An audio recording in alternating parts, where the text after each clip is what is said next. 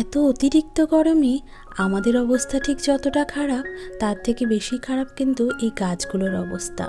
তবে ওই যে গাছগুলোর তেমন একটা যত্ন করতে না পারলেও সকালে আর বিকেলে ঠান্ডা জল দিয়ে দিই, এতে করে সারাটা দিন গাছটা কিন্তু ভালো থাকে। সো হ্যালো বন্ধুরা, গুড মর্নিং। কেমন আছো তোমরা সবাই? আশা করছি তোমরা সকলেই বেশ ভালো আর সুস্থ রয়েছো, আর ঈশ্বরের কৃপায় তোমাদের ভালোবাসায় আমিও কিন্তু বেশ ভালো আছি। আজ হলো বৃহস্পতিবার আর এখন ঘড়ি কাটায় সময় হচ্ছে ওই সকাল 6:30 মতো। তো আজকে ব্লগটা এখন থেকেই তোমাদেরকে সাথে করে নিয়ে শুরু করছি। আশা করছি প্রতিদিনের মতো আজকের ভিডিওটিও তোমাদের বেশ ভালো লাগবে। চলো তাহলে দেখতে থাকো। অন্য দিনের তুলনায় আজ কিন্তু অনেকটাই সকালে উঠেছি, কারণ সকাল সকাল সংসারের সমস্ত কাজকর্ম সেরে নিয়ে আমাকে একটুখানি বেরোতে হবে। কোথায় যাব, কি করতে যাব, সমস্তটাই তোমাদের সাথে ব্লগে শেয়ার করব। তো তোমরা ব্লগটা কন্টিনিউ দেখতে থাকো। আর এই যে দেখো, একটুখানি ফ্রেশ হয়ে সকালে থাইরয়েডের ওষুধটা খেয়ে নিয়েছি, আর তারপরে চলে এলাম ভাইয়ের ঘরটা একটুখানি গোছগাছ করতে। একটা একটা করে সমস্ত ঘরই আমি গুছিয়ে নেব। তো প্রথমে ভাবলাম এই ঘরটার কাজই সেরে নিই, কারণ ওই যে বেলা বাড়তে থাকবে আর এই ঘরে এত পরিমাণে তাপ বেড়ে যাবে, বেলা বাড়লে না এই ঘরটায় আর আসাই যায় না, এতটা পরিমাণে গরম লাগে। তো যাই হোক, এই যে এই ঘরটাও মোটামুটি গুছিয়ে নিয়েছি। বিছানাটাকে খুব ভালো করে ঝেড়ে পরিষ্কার করলাম, সেই সাথে ঘরের টেবিলটাও একটুখানি গুছিয়ে নিলাম। আর আলনাটা যদিও গোছানো ছিল, তবে ওই যে ভাইয়ের একটা টি শার্ট দেখলাম খোলা ছিল, তো ওটাকেও জায়গা মতো গুছিয়ে রেখে দিলাম। আর এই যে দেখো, বিছানা তলা থেকে শুরু করে প্রত্যেকটা কর্নার থেকে আমি সমস্ত ধুলো ময়লাগুলো ঝেড়ে বের করে দিচ্ছি। একদিন অন্তর অন্তর আমি খাটের তলাটা ঝেড়ে পরিষ্কার করে মুছে নেওয়ার চেষ্টা করি। কোথা থেকে যে এত ধুলো ময়লা নোংরা এসে জমে যায় আমার মাথায় কিছুতেই ঢোকে না। তো যাই হোক, যখনই আমি ঘর গোছাই না কেন এরকমভাবেই কিন্তু পরিষ্কার করার চেষ্টা করি। ওদিকে ঘরটা পুরোটাই ঝেড়ে নিলাম, আর সেই সাথে এই যে বারান্দাটা রয়েছে, বারান্দাটাকেও কিন্তু ঝেড়ে পরিষ্কার করে দিচ্ছি। সকাল থেকে এত পরিমাণে গরম পড়েছে না বন্ধুরা, কাজ করতে কিন্তু বড্ড অসুবিধে হচ্ছে। তবে ওই যে একটুখানি তাড়া রয়েছে, তাই যে তাড়াতাড়ি হাত চালিয়ে কাজগুলো শেষ করে নিচ্ছি আর কি। তো ঘর আর বারান্দাটা ওদিকে ঝেড়ে নিয়ে আমি এখন চলে এসেছি ঘরটা মুছতে। আর আমি যখন এই ঘরটা মুছি তখনই কিন্তু জলের সাথে একটুখানি সার্ফ গুলে নিয়ে তারপরে ঘরটা পরিষ্কার করার চেষ্টা করি। এতে করে জানো তো ঘরটা বেশ অনেকটাই পরিষ্কার পরিচ্ছন্ন মনে হয়।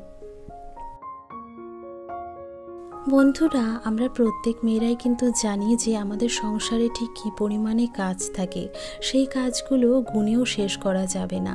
তবে অনেক সময় জানো তো আমরা কিন্তু সব কাজ অন ক্যামেরাতে দেখাতে পারি না, অফ ক্যামেরাতে এরকম অজস্র সংসারে কাজ কিন্তু আমরা সেরে ফেলি।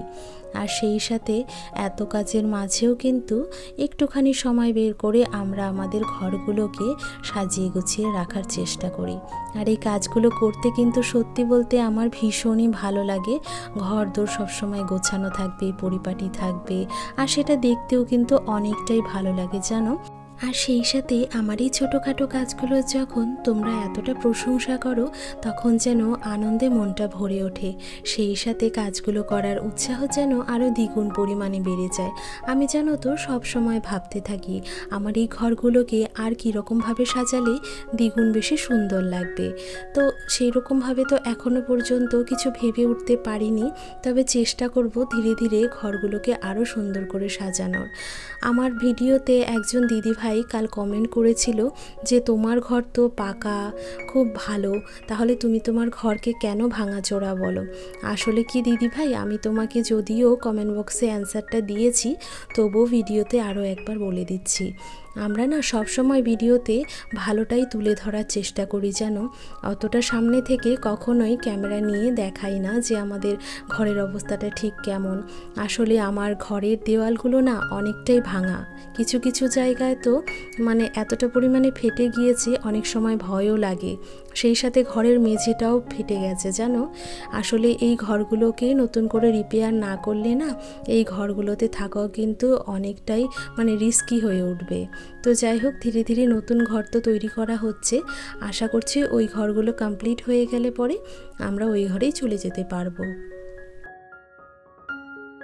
আর এই তো বন্ধুরা, তোমাদের সাথে গল্প করতে করতে মাঝে কিন্তু বেশ অনেকটাই কাজ এগিয়ে নিয়েছি। ওদিকে ভাইয়ের ঘরটা গোছগাছ করে চলে এসেছি আমার ঘরে। আর আমার ঘরে তো দেখতেই পেলে বাসি বিছানাটা পুরোই ছিল, তো বিছানাটাকে খুব ভালো করে গোছগাছ করে নিয়েছি। সেই সাথে ঘরে যে সোফাটা রয়েছে সোফাটাকেও ঝেড়ে পরিষ্কার করে নিলাম। আর তারপরে দেখো চলে এসেছি এখন মায়ের ঘরে।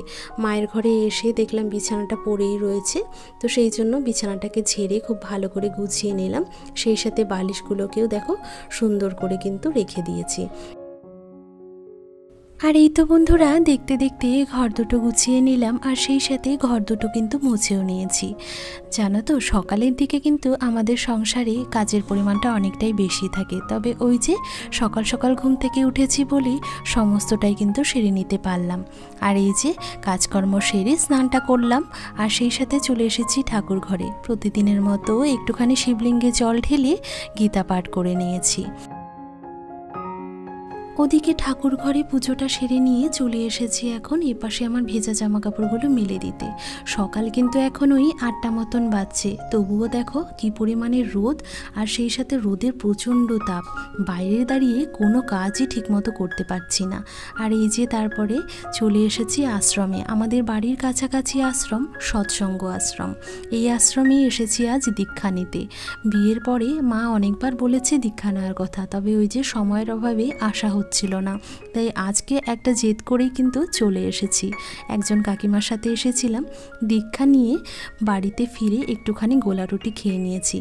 আর এদিকে খেতে খেতে চলে এলো পার্সেলওয়ালা দাদা, ফ্লিপকার্টের একটা পার্সেল নিয়ে।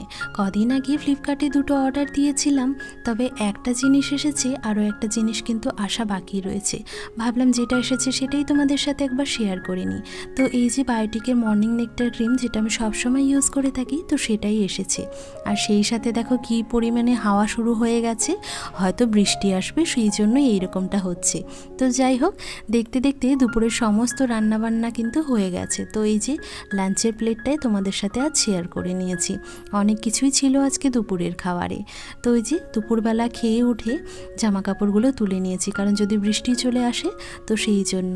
আর সেই সাথে এই যে কয়েকটা মৌসুমি কেটে নিয়েছিলাম, মৌসুমিটা সকলে মিলে খেয়ে নিয়েছি।